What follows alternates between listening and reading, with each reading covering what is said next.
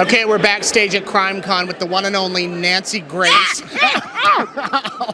I don't know where that came from. If I survive this weekend, I don't know what just happened. you have a reputation. That's what they call temporary insanity, which I don't believe in. Okay, well, I know what happened. He triggered me. He said, Lori Vallow. That's what did it. That was my next question. I haven't had a chance to ask you what you thought of her closing before she was sentenced. Do you remember what she said? I remember distinctly what cult mom Lori Vallow said before she was sentenced by the judge. She somehow manipulated the gospel to try to get a lighter sentence. And you know what?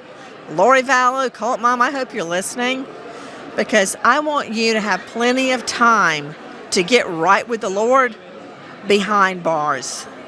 Okay?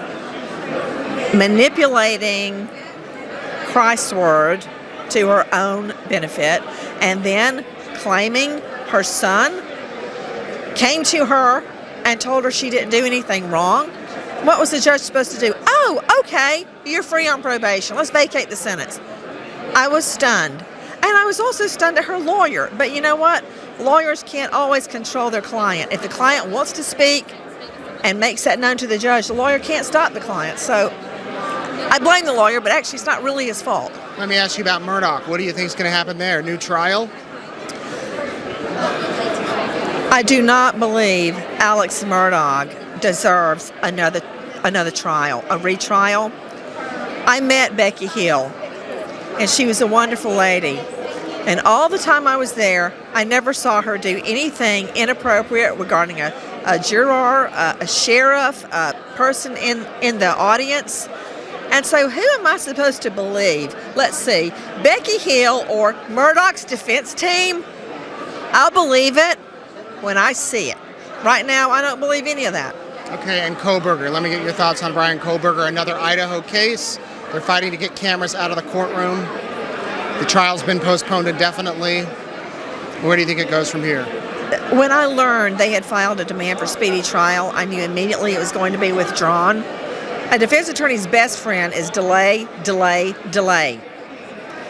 Witnesses are lost, they move, they die, their memories become fuzzy, and the public's desire for justice wanes. I don't think that desire for justice is going to wane in the Kohberger prosecution. I understand what the defense attorney is doing.